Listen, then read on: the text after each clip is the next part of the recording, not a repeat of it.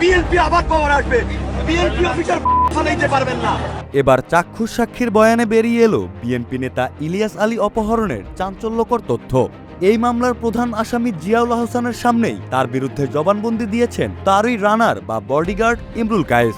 আমাদের ইলিয়াস আলীকে অপহরণ এবং তাকে যে অন্তর্ধান করবার যে বর্ণনা, সেটাও এই সাক্ষীর মুখ থেকে আংশিক বেরিয়ে এসছে।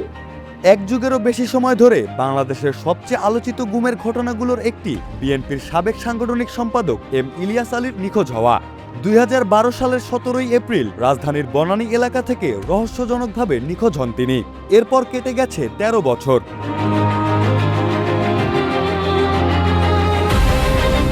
অসংখ্য গুঞ্জন, রাজনৈতিক বক্তব্য, তদন্ত আর অভিযোগের ভিড়ে এবার প্রথমবারের মতো আন্তর্জাতিক অপরাধ ট্রাইব্যুনালে উঠে এসেছে ঘটনার সঙ্গে সংশ্লিষ্ট দাবি করা এক প্রত্যক্ষদর্শী সেনা সদস্যের জবানবন্দি। আপনাদের কথা মতো ইলিয়াস আলীকে গল্ফ করেছি, এর বেশি আমি আর কি করব।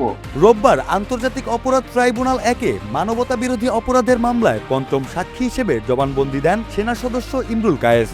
তিনি সাবেক র্যাব কর্মকর্তা মেজর জেনারেল জিয়াউল আহসানের অধীনে দায়িত্ব পালন করেছিলেন বলে আদালতকে জানান। এবং আজকের এই সাক্ষীর মধ্য থেকে পরিষ্কার আমরা পেয়েছি যে ইলিয়াস আলী জিয়াউল আহসান কর্তৃক অপহরণের শিকার হয়েছিলেন।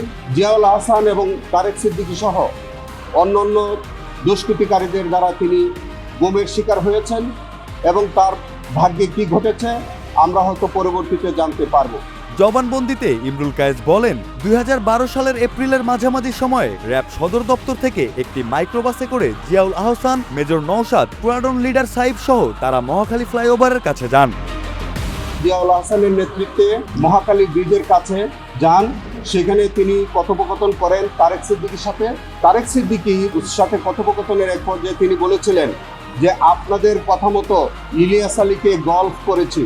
তার ভাষ্য অনুযায়ী জিয়াউল আহসান তখন বারবার ফোন করে জানতে চাইছিলেন টার্গেট কখন আসবে, কিন্তু শেষ পর্যন্ত জানানো হয় টার্গেট আসছে না। এরপর সবাই ফিরে যান।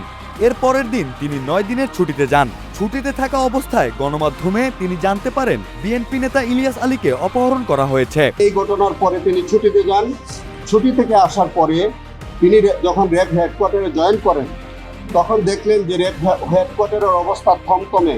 ছুটি শেষে কর্মস্থলে ফিরে এসে তিনি র্যাব সদর দপ্তরে অস্বাভাবিক পরিবেশ দেখতে পান। তার দাবি, সহকর্মীদের কাছ থেকে তিনি জানতে পারেন যে অস্ত্রাগারের ইন আউট রেজিস্টার এবং সিসিটিভি ফুটেজ নষ্ট করে ফেলেছেন জিয়াউল আহসান। তার সহকর্মীদের কাছ থেকে তিনি জানলেন এই সময়ের মধ্যে র্যাবের যে ইন এবং আউট যে রেজিস্টার, অস্ত্রাগারের যে রেজিস্টার, র্যাব হেডকোয়ার্টারের যে ভিডিও ফুটেজ, এই সব কিছু জিয়াউল আহসান ধ্বংস করে দিয়েছে, নষ্ট করে ফেলেছে। ইলিয়াস আলীকে অপহরণ নিয়ে সবচেয়ে আলোচিত অংশ আসে একটি ফোন আলাপের বর্ণনায়। ইমরুল কায়েস বলেন, একদিন জিয়াউল আহসান ফোনে কথা বলছিলেন। এ সময় আরেকটি কল এলে তিনি বলেন তারেক স্যার ফোন দিয়েছেন। এই তারেক হলেন শেখ হাসিনার প্রতিরক্ষা বিষয়ক উপদেষ্টা মেজর জেনারেল তারিক আহমেদ সিদ্দিক। এরপর ফোনে তিনি বলতে শোনেন, স্যার আপনাদের কথা মতো ইলিয়াসকে গল্ফ করলাম, এখন আপনারা এমন করলে হবে? এর চেয়ে আমাকে জঙ্গলে পোস্টিং দিয়ে দেন। এখানে গল্ফ বলতে বোঝানো হয় গুম করা।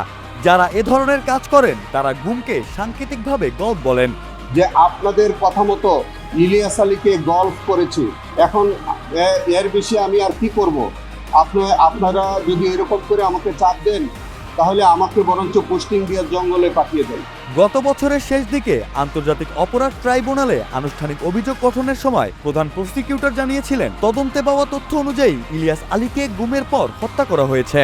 একই সঙ্গে তদন্তের র্যাবের সাবেক অতিরিক্ত মহাপরিচালক জিয়াউল আহসানের সম্পৃক্ততার প্রমাণ পাওয়ার দাবি করা হয়েছিল।